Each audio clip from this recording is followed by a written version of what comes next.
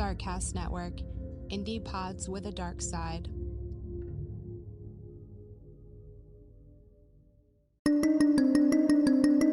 Are you drawn to the mystery of unsolved crimes? Are you familiar with Pennsylvania? Welcome to Keystone Cold Cases, a podcast that revisits unsolved cases in Pennsylvania in an effort to bring these forgotten victims back into the light.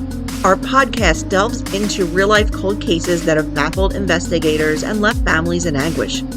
Join us as we discuss the facts of the case and provide our thoughts and opinions. Our passion for seeking justice is evident in the care with which we conduct our research. Why tune into Keystone Cold Cases? We all believe in our podcast and share the same vision of bringing these cases back into the public eye. We hope by covering these cases, we can encourage people to come forward with any knowledge and help bring solace to grieving families. Find us wherever you listen to podcasts or visit our Facebook and Instagram pages or our website at kccpod.com.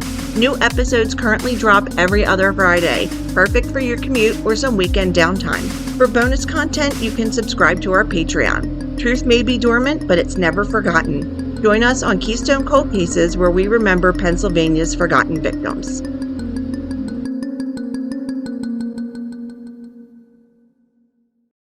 Hi, this is Jenna. And this is Kelly. You're listening to ODFM. This episode is One Dentist from Murder.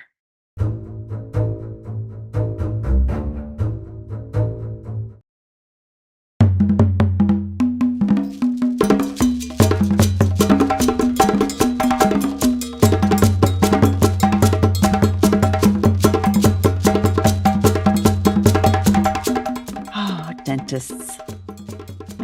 All I can picture is, oh God, why can't I think of it? Little Shop of Horrors and Steve Martin. And he wants to be a dentist so that he can cause people pain. Well, tell us about this dentist. He wouldn't have liked this dentist because this is a pain-free dentist. He had a pain-free dentistry clinic. Is that a thing? I guess so. I guess what they do is... knock your ass out? Yep. Knock your ass out. All the procedures you want done, get it done in one stop. Boom, you're done. Like, oh, you got 4 drillings and a new crown you need? Sure, let's just do it in one-stop shop. Well, that's great. Knock you out. Is it okay that you can't eat for like 3 weeks then? I know. Because there's nowhere to chew? Or like, how does that work? I know. I don't know. But they're pain-free and like fear-free, I guess was his other thing. So his name is Dr. Larry Rudolph. And he's like the reindeer? Yeah, just like the reindeer. Like the reindeer. Yeah. Okay. Not as nice. He's well known and he's popular. He's in Pennsylvania where he has this clinic, and he and his wife Bianca. I keep wanting to say Bananca. Wasn't that mouth spray? Oh, Bananca. Yeah. Yeah. Bananca? It was so popular in like the 80s. It was, yeah. Everybody had Bananca, whatever it was. World. I can't think of what it's called.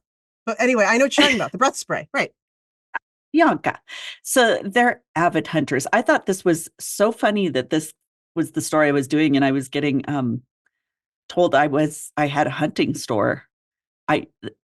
Over Instagram or whatever, someone was saying, "Oh my God, I would buy from your shop, but all of your hunting stuff." And I was like, "I have a hunting store, but now I have a hunting podcast."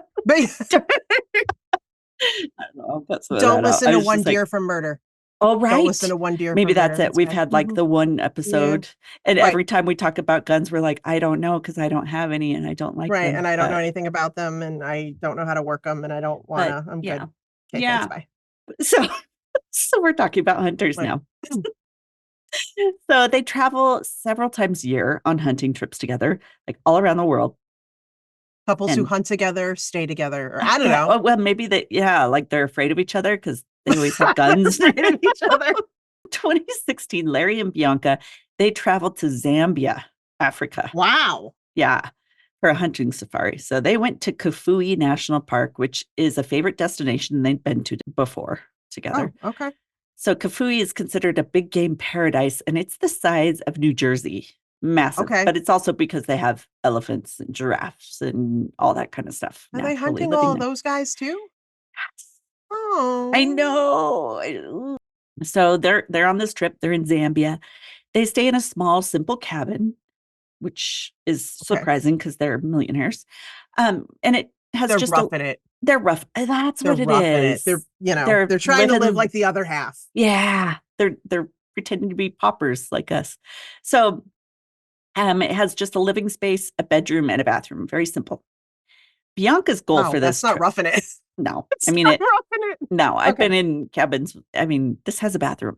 Yeah, there's a bathroom. Yeah. Yeah. Right. Bianca's goal for this trip was to hunt down a leopard to kill, which makes me sad because they're so beautiful. She needs a new set of goals, but okay. Yeah. That was so she wants a leopard. Yep, she wants a leopard. She'd had this goal for years. She'd never gotten it. So this was her goal for this trip. Which that I shouldn't judge. I mean, that's not my thing. I just okay. I don't want furry dead things in my house getting dusty and spidery. So the trip was about 10 days long, and the guides that were along with them said the couple seems happy, they're talkative with one another, and they seem to be having a great trip together. So at the end of the trip, Bianca's disappointed she didn't get the leopard she had wanted. It's rough. I'm sorry. Yeah. Life is full of disappointments. It is. But she had enjoyed the safari all the same, so they'd had fun together. Okay. As per the end of day protocol, the hunting guides, also they call them scouts there also. Okay. Help to make sure the guns were emptied before they're all to retire to their cabins, right? So they had a protocol for this. So one scout, his name's Spencer, he had spent a lot of time with a couple, and he watched that evening as Bianca carefully and expertly cleaned her weapon, removing all the shells and everything. So there's no chance of anyone shooting each other. They are in the wild, though. Shouldn't they have like one loaded weapon in case of a... That's a good point. I think the leopard that was like, I know you were pointing at me. Like, I don't know. I know you were after me, bitches. I saw you. I know. And those smart elephants, they could have come trampled their asses. Elephants. Okay. All right. But nonetheless, they emptied all the guns. This scout, his name is Spencer, I think I said. He had spent all this time making sure they had put away their guns. It's back in its case, all that. The next morning, October 11th of 2016, Larry and Bianca were preparing to leave, and it's very early. It's like a little after 5 a.m. Spencer, that scout, he hears a gunshot and a scream and he's about 30 yards away from their cabin when he hears it. You could tell it came from there. So he runs over there into the cabin to see if anyone's hurt. 56-year-old Bianca lays dead on the cabin floor, shot through the heart with a 12-gauge shotgun lying next to her. Why was there bullets in this gun? Yeah. So, but her husband, Larry, he's right there too. He's wailing. He's inconsolable. He's yelling at Spencer that he should just kill himself because his wife had committed suicide and he's beside himself. They'd been married something like 34 years, all upset. He said it was suicide? Yeah. Wait, didn't you say she screamed? Yeah. Mm-hmm. People don't scream when... I don't know. I've never committed suicide, so I don't know. But yeah, that you wouldn't think, sound, right? Yeah, usually not surprised by it. It's like not a surprise thing. It's a... Spencer's in shock, and he's trying to figure out what happened. So he got from Larry. So the story from Larry is that Larry had been bathing in the bathroom when he heard the gunshot and ran out of the bathroom, discovered Bianca this way on the floor in a pool of blood. And so he's saying she must have killed herself. Like, I don't know what happened. Usually there's other factors involved before you come to that conclusion. Right. He's just like, it had to be that. Jump to that one. True. So then Larry's so upset that he runs out of the cabin down to a nearby river, yelling that he's going to jump in and kill himself. Sorry. Into the... And what? Wait, is he still naked too? Because he just came out of the bath. Like, is he running around naked? Oh, okay. No, that's a good detail to know because, well, Spencer, he holds him back. He's like, no, calm down. You're not going to go jump in the croc-infested waters. Settle your ass down. Right. Let's get away from the water. So they go back to the cabin. By the time they reach the cabin, Larry's story has changed. Like, what? Wow. Oh, and let me rethink this. Yeah, let me rethink this now that I'm calm. Now he tells Spencer that Bianca had accidentally shot herself while trying to pack up the shotgun into the soft shell case it was stored in. So he's like, oh. Pointing it at herself? That seems highly unlikely with somebody who's knows what they're doing. Familiar with guns. Mm-hmm. I'm not familiar with guns, and sure as shit wouldn't have the barrel pointed at myself. Exactly. I can tell you that. And Larry tells Spencer again, I was in the bathroom. I heard the gunshot. Then Bianca screamed. He said that she had been packing up and the shotgun misfired, hitting her right in the chest. Again, how would she have time to know that she was about to be shot? Right. It still doesn't make any freaking sense. Exactly. And Spencer. Try again, Larry. Yeah, let's make up a new one. Yeah. Spencer immediately, same thought. He's like, something's off. He had watched Bianca unload the shotgun the previous night. So he's like, this doesn't make sense. So someone, in his mind, he said, someone must have reloaded it the morning of her death or during the night. But why, since they were done with their hunting trip? Maybe they thought the leopard was coming back. I don't know. Like you said. Maybe it was Larry. Maybe it was Larry that screamed. Remember that guy from Mad TV that could scream like a woman? Oh my God, yes. It was really him.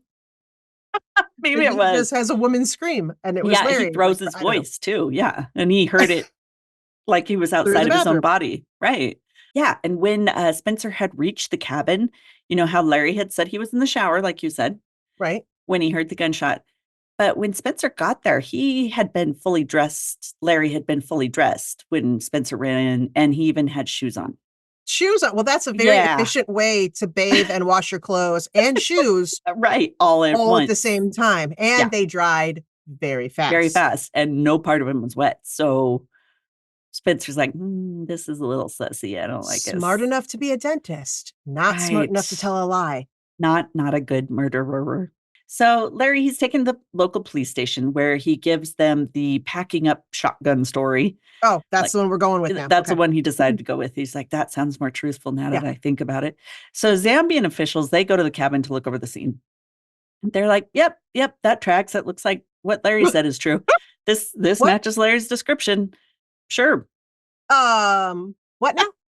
Yeah. The weapon's about 3 feet away from Bianca's body. They're like, oh yeah. So gun must have discharged while it was in its case because there is a hole in the case where the gun had been shot through. So they fill out a report and also says that rifle had remained loaded from the previous day's hunting trip. Totally disregard what Spencer has to say. Interesting. Yeah. And that Bianca's death is an accident caused by accidental discharge. And check mark that and good to go. Right? All right. Do they have like a quota of closing of cases they got to hit, or what's their deal? Good question. Yeah. Why are we? All right, we wrapped that up. That took 30 minutes. Check. Next. Let's go to lunch. Larry goes back to the U.S., but without his wife's body, which had been cremated in Zambia a few days after her death. Okay. Did he take the remains with him? The ashes? Good question. Yeah, I don't know. But he just was like, this is where she is now. I guess you're laying here. She wanted to be with the leopards. She wanted to be with the leopards. Yeah. Larry and Bianca, they had 2 grown children, their daughter Anna and their son Julian. And for some reason, Larry waited almost an entire week to break the news to the kids. Wow. Yeah. Yeah. What? Are we hiding something? I don't know why you would wait that long. So, a whole week, and then came back and maybe or may not brought her with. We don't know. I never heard whether he brought her home. Although I would assume it would be cheaper to transfer ashes of a body back rather from than Zambia. Ugh. And, either way, it's a nightmare. Because then you can do it as a carry-on. Nope. Sorry. Couldn't help myself. I've got my Louis Vuitton urn. Right, exactly. Oh, gosh. This doesn't fit under the seat. Do I have to put it in the overhead? Is that okay? Can I if it falls over and it dumps. Oh, God. What a mess. Okay. Yeah. Okay, sorry. How do we ensure this? As for Larry's dental practice, he actually had 5 offices in the Pittsburgh area. Did he actually work out of all 5? No, he ended up. They all specialize in sedation dentistry, but he hires a bunch of different dentists to also work do at it. his. And it just has his name on it. I was going to say Mondays we're here, Tuesdays we're here, Wednesdays we're here. Totally. I know some doctors that kind of do that, go from clinic to clinic, but they're all super busy, all these clinics. And Larry's on all these TV commercials, so he's so well known. He's very recognizable in the area. And the offices are also fielding calls left and right because patients had kind of heard about Bianca's death and they're like concerned. calling, like, is everything okay?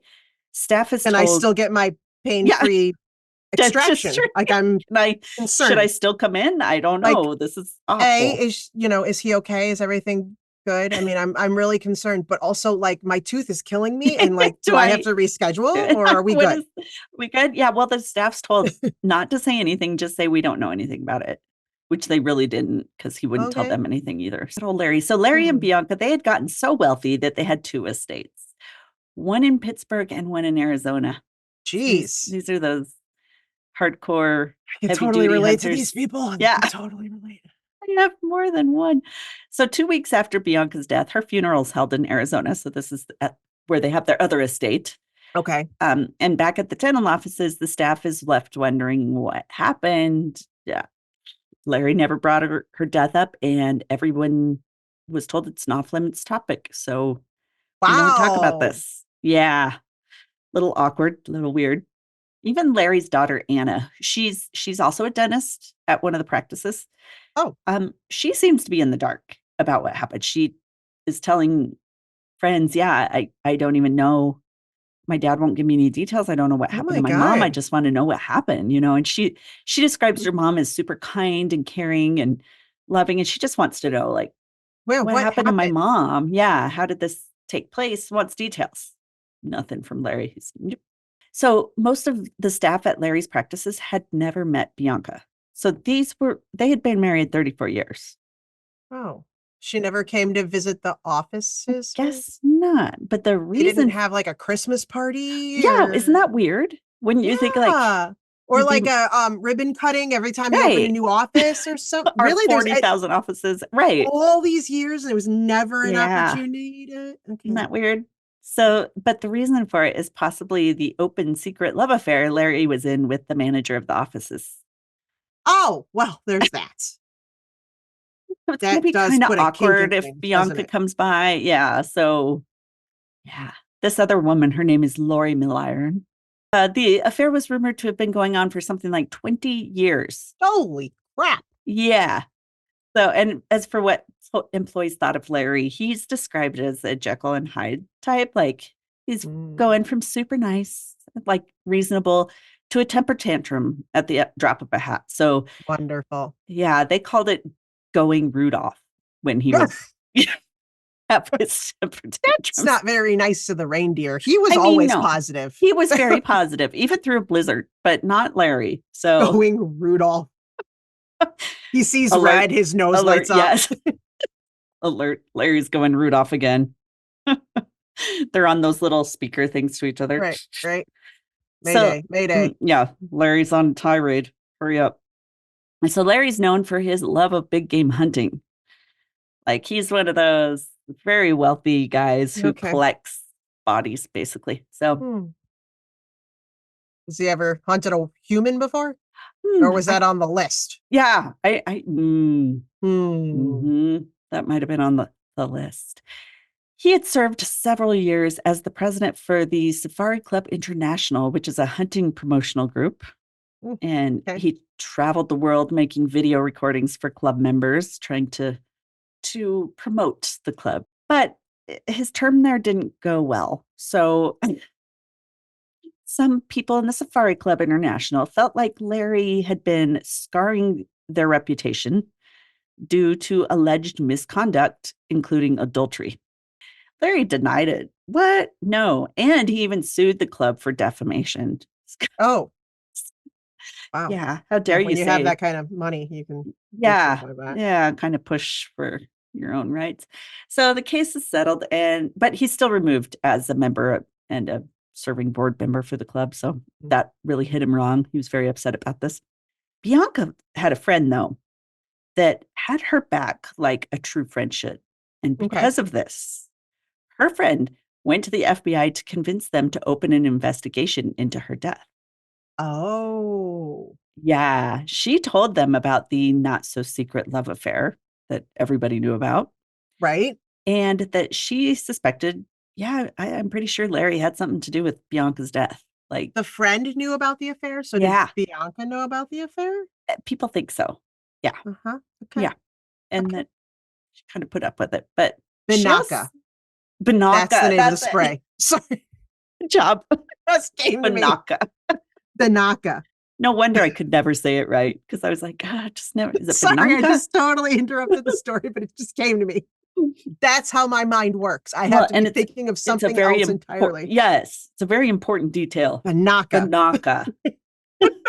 Okay, sorry. Okay, FBI. Let's go back. FBI, yep. So Bianca's friend told them that Bianca's a devout Catholic, and she never would have agreed to being cremated. So that's another red flag. Right. So she told the FBI. Also, Larry wasn't going to divorce Bianca because he didn't want to lose his money, and Bianca wouldn't divorce him because of her faith. Nope, we're in this, my friend. Care of the problem, right? Yeah.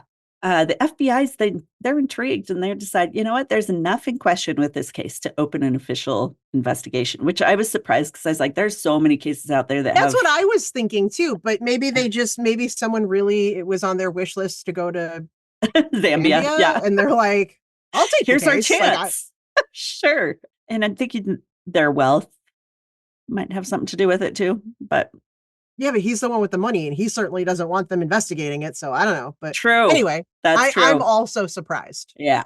I didn't think the FBI was sitting around waiting for interesting cases to come by. I thought they had stacks. And maybe this friend is like one of the Real Housewives that's very, very pushy.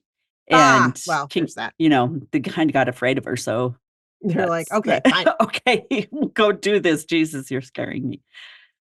So they go about learning all they can about Larry Rudolph. So they find out about a decade before the doomed trip to Zambia with Bianca.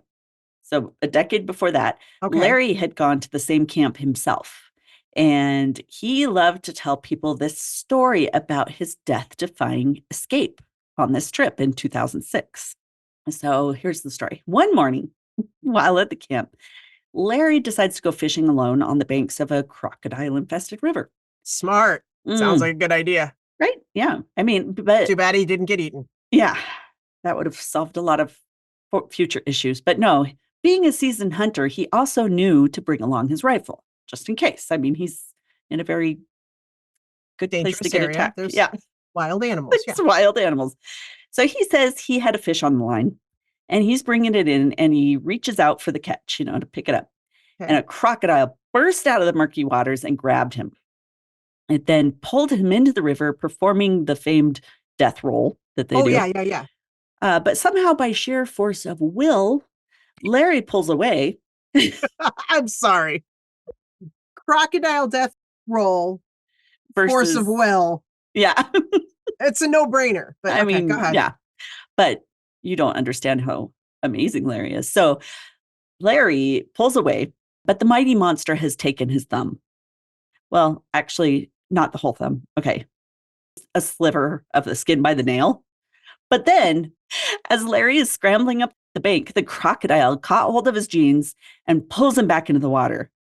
And Larry once again somehow escapes, this time onto a rock, and he fires his gun in the air to signal for help. Why didn't he shoot the crocodile?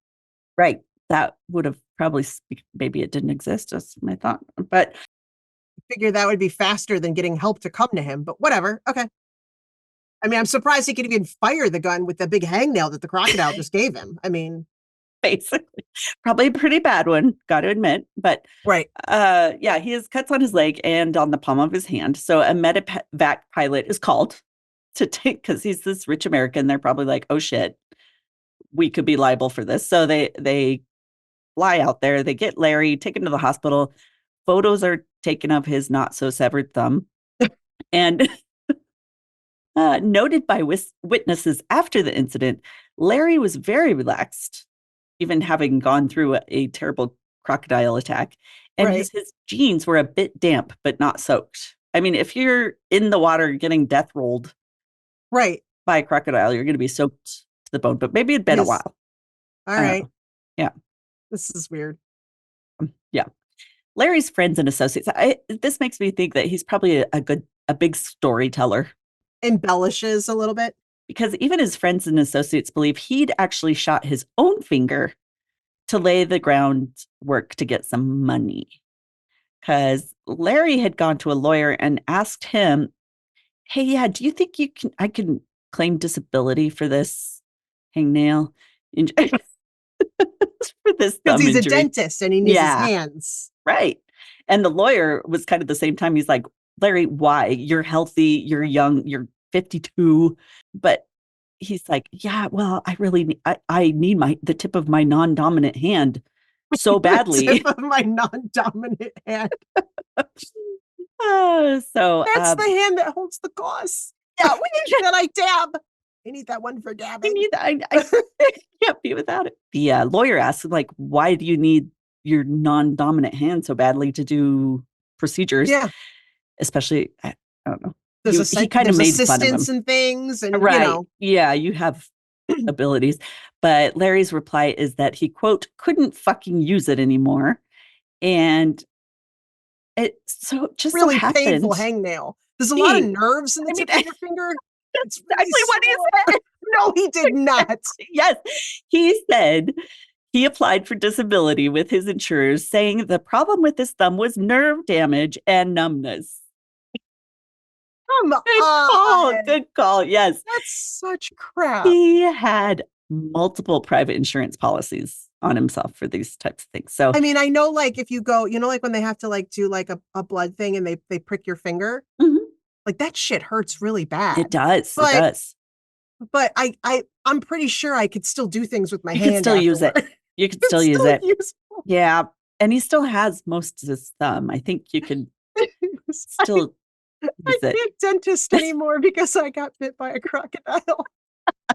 Well, and that would make sense if you're missing both your arms, but oh shit. So I read he did end up collecting nearly $30,000 a month in disability. What? Mm-hmm. So he's not practicing dentistry himself anymore on account of his thumb. His injuries. His epic. But he can still go on a hunting trip. Yeah. Somehow he can still do that. Still well enough for that. You're right. You're right. See? Interesting.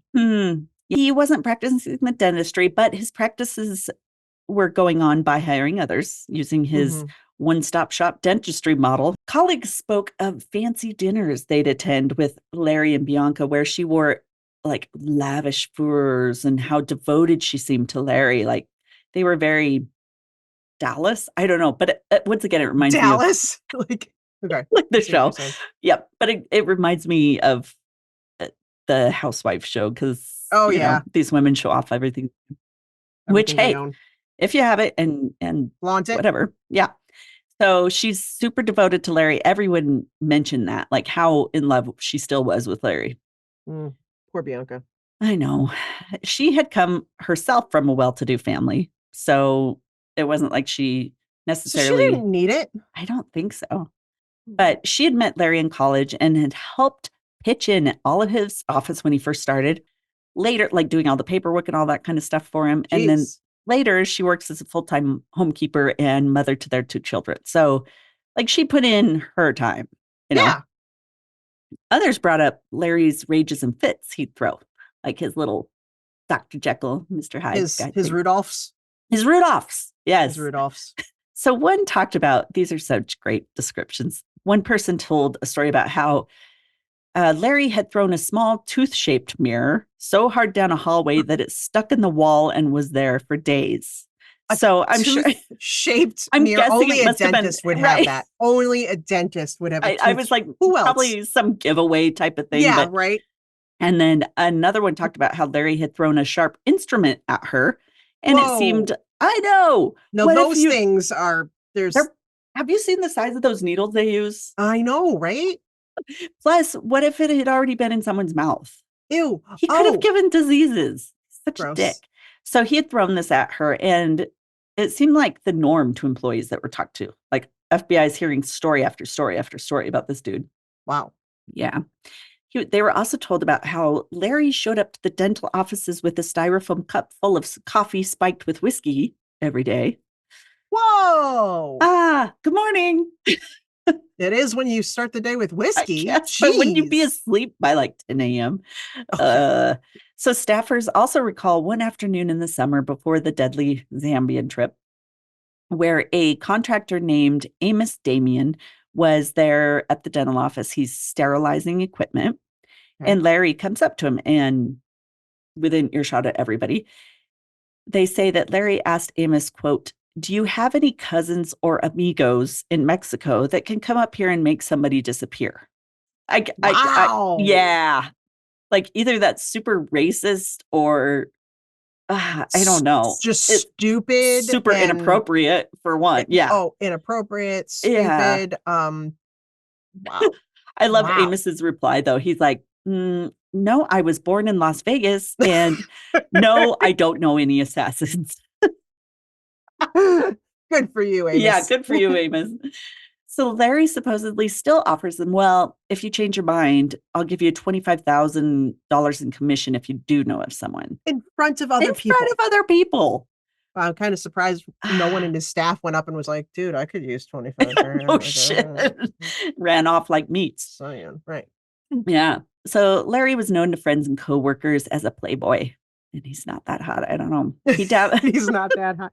I mean, seriously, how hot could he be? He's missing part of his thumb. True. That's the sexiest part. Mm-hmm. Let me entice you with my thumb. Yeah, he's gross. So yeah, he dabbled in casual relationships with many women, even while he was having an affair with Lori. So it wasn't just Lori and Bianca. Wow. Jeez. At one convention, Bianca heard gossip going around that Larry was having a long-term affair, and she had been referred to as the long-suffering wife. So she's super insulted, I think more so about being called long-suffering wife.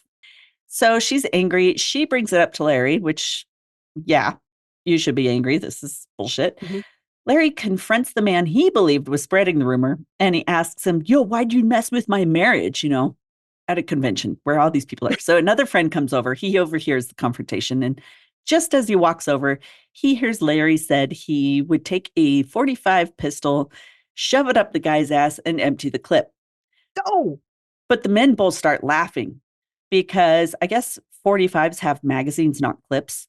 And this is one of the conventions. It's a gun convention, so he should have known. So these guys are making fun of him. And so you have to know guns to get the gun. Yeah, that's not exactly.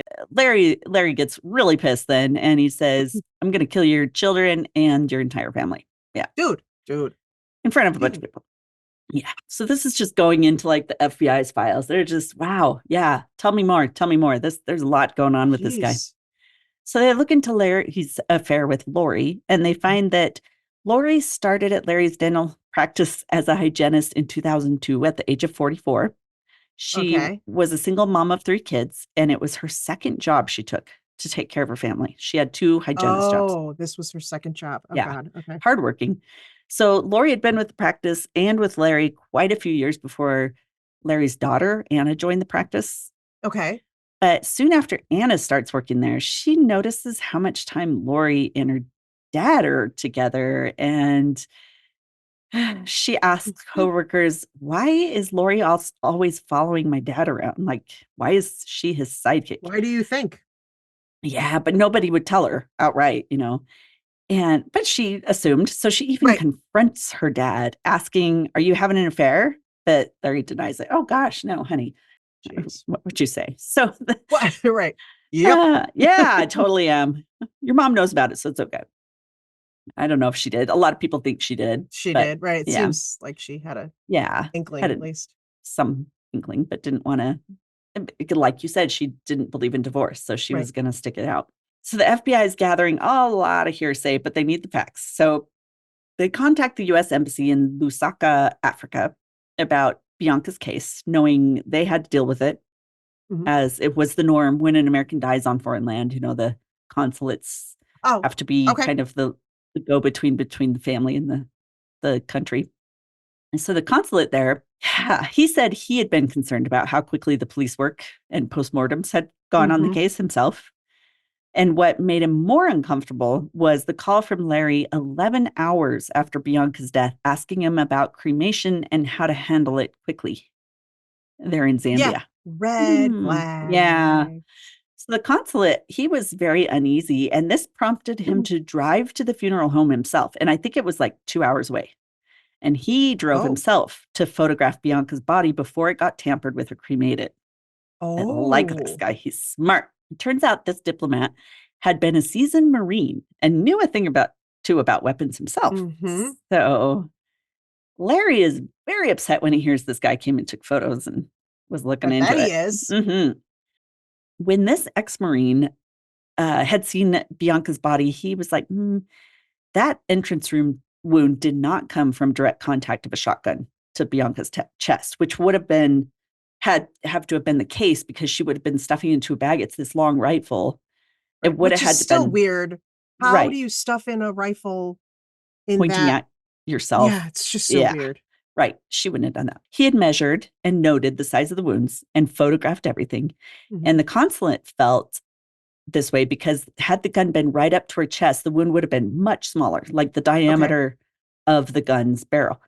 But the diameter of the actual wound was about 2.5 inches, which is quite a bit larger than the barrel of the gun.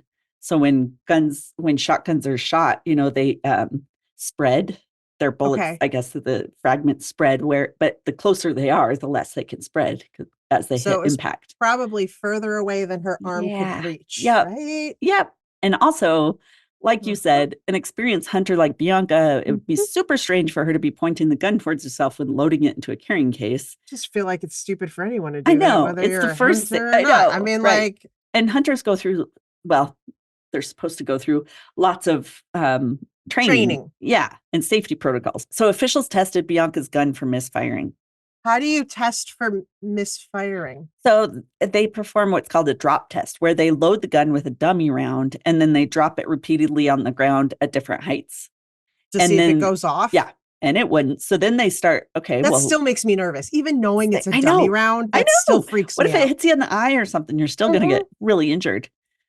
Anyway. And the other thing they did, so that wasn't working. So then they start pounding it on the ground to see if it would misfire. Yep. We beat the shit out of the gun. We beat the shit out of the gun. It never went off. It never went off. So it didn't seem like it was the gun's fault.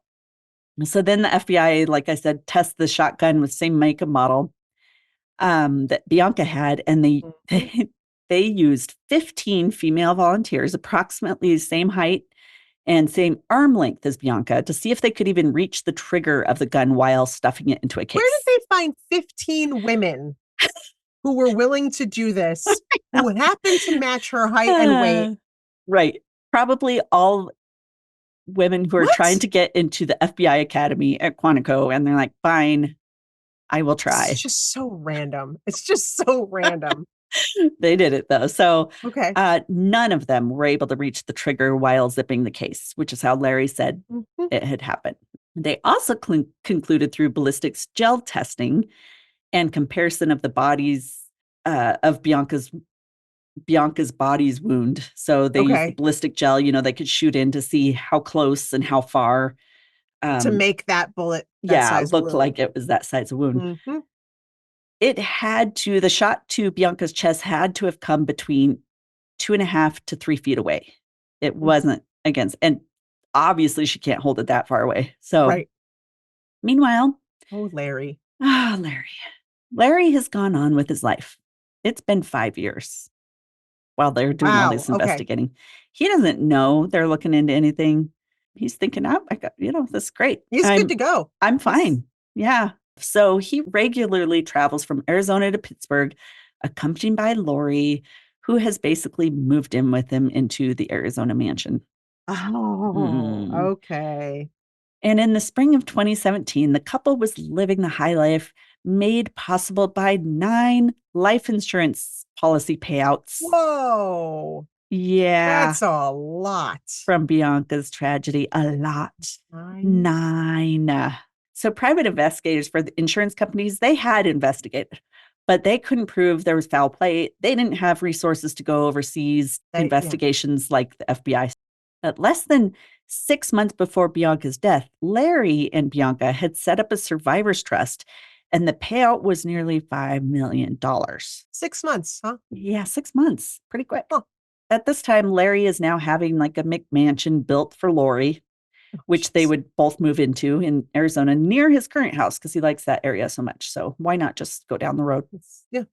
He would brag to anyone who'd listen how he had killed so many animals that the trophy room he was building had to be 2 floors to have enough space to display them all.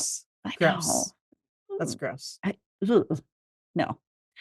During a trip to a swanky bar with Lori, Larry got pissed about something, and the bartender overheard him, as did a family sitting nearby, and he shouted something like, "I killed my fucking wife for you." Oops. People overheard that shit. Yeah. Oh. Larry. Maybe he needs hearing aids. He can't tell how loud he's talking. I don't know, but he yelled it. They gathered all this information. And it's been 5 years. The FBI finally is like, okay, we have enough to arrest Larry. So on December 21st of 2021, Larry and Lori, they're headed to another Larry place. And Lori. I know, it's so hard to say. Just heard that, Larry and Lori. Mm-hmm. So yeah. They were headed to another one of their new places, another house. But this one's in Cabo San Lucas. Oh, Cabo. Yeah. As soon as they get there, officials, like literally they're on the plane. Officials come in and arrest Larry on the plane. Yeah. Yay. So he's charged with a foreign murder and mail fraud for 7 life insurers because he had claimed fraudulent life insurance policies. It wasn't accidental, basically. One of the insurance policies is located in Colorado. So that's where the case is to be tried because it can't be tried in Zambia. Okay. So they have to go with the insurance policies. So Lori is called to go before the grand jury to testify. And I couldn't find information. In fact, it must still be being in the court system or something because I can't find information as to what her testimony was exactly. But it seems she's been caught in some lies when she was testifying. Oh. Because just a month later, Lori's arrested with 5 counts of lying under oath. Oh. Ooh, one for obstructing justice and another for accessory to murder. Not light charges. And the only thing that was said about it was that she had encouraged Larry to kill Bianca and that she had lied about her relationship with Larry. So they know something, but it's just not released. Larry and Lori, they were tried together. So cute. It's like having a wedding in court. So cute. Yeah. So prosecutors said that the money wasn't Larry's only motive.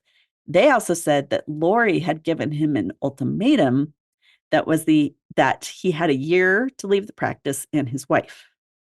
Don't know if she suggested that he kill her or why she's just the wife had to go. So on August 1st of 2022, Larry Rudolph is found guilty of killing his wife, Bianca. He's sentenced to life in prison and over $15 million in penalties for the murder and life insurance fraud. Lori is found guilty of being accessory after the fact to murder, obstruction of justice, and 2 counts of perjury before a grand jury. And she's sentenced to 17 years in prison. Oh. I was shocked how much time she got. Wow. Yeah. I mean, she must have had a lot more to do with it than we can get information on. Yeah. Ooh. Though Larry and Bianca's son and daughter had originally stood by their dad when this happened, they eventually came to realize he's guilty of murdering their mother. They had gone to every court proceeding, and they said their eyes had been opened after what they had seen. They had heard about the lavish lifestyle their dad was living that I guess they didn't know all the stuff and spending on his mistress. And they had to see the terrible photos of their mother's body and details about the case. So totally made them see their dad in a new light. It does suck. See them sitting in court, like behind him. And every day they inch closer and closer to the aisle. And then eventually they go to the other side. Yeah. Right? They're just like, you know, I think we're sitting on the wrong side here. I do not want to be associated with. God, I know how horrible to think. Horrible. I know. You think all this time like, oh, dad would never do something like that. They were together for, 3 decades. You lose your mom and you basically lose your dad because he is not who you thought he was. Right? He must have snowed them hard. But Julian, their son, and Anna, the daughter, are currently in a legal battle to try to claim some part of their parents' estate, which they feel is rightfully theirs because their mother had wished in her will to have them get their estates had she died. But pretty much everything went to the government because of the fraud and all that stuff. Right. So I do feel bad for the kids because they had no part in this. They lost both their parents, and they were probably thought they would inherit. Not that they wanted to, but they were like, we were set. Their parents probably worked all their lives to set them up with a good inheritance. And here they're victims too of Larry. Man, their dad just fucked everybody. Larry fucked it up for everyone. Fucking Larry. And they're such good people, it seems like. Anna's still a dentist. She's doing pretty well. And then her brother's a lawyer now, and he's doing great. So as for why Lori was handed such a heavy sentence, the judge said that he felt she had encouraged Larry to kill Bianca, and that since she had sat emotionless and detached throughout all of the testimony and didn't show a shred of emotion, that he gave her a lot of that. I think because she seemed so cold. Defense attorneys usually tell you not to have any emotion. No emotion. Right.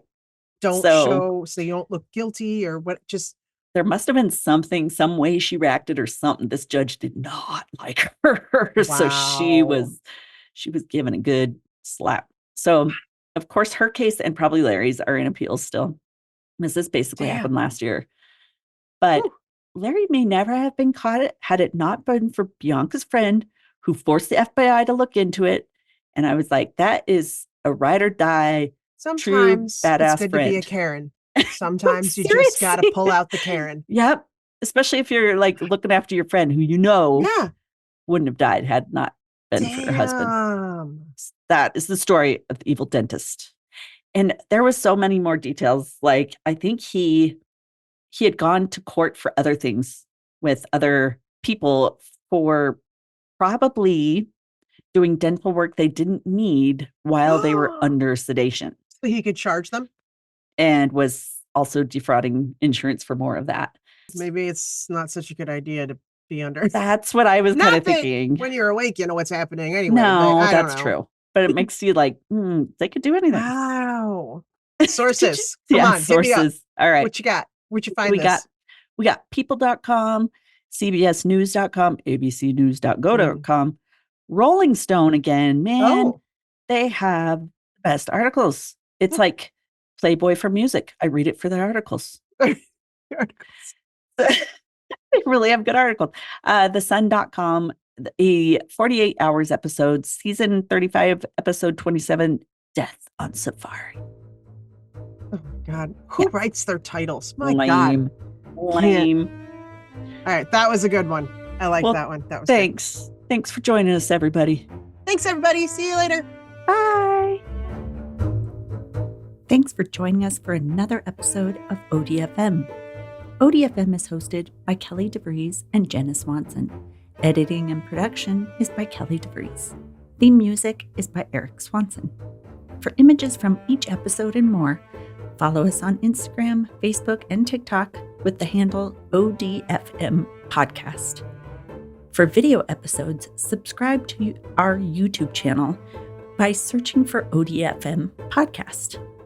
If you are looking for more content, chances at prizes and more, become a Patreon fan at patreon.com/ODFM podcast. Subscribing to our Patreon is a great way to help us get better equipment, and our big goal is to hire an editor someday, so your contribution could really make a difference. If you can't give monthly, there are other ways you can help. Share us with your true crime friends. Word of mouth goes a long way. Or you can give us a one-time contribution through buymeacoffee.com/ODFM podcast. We appreciate your support, and someday we hope to make ODFM our main jobs with your help.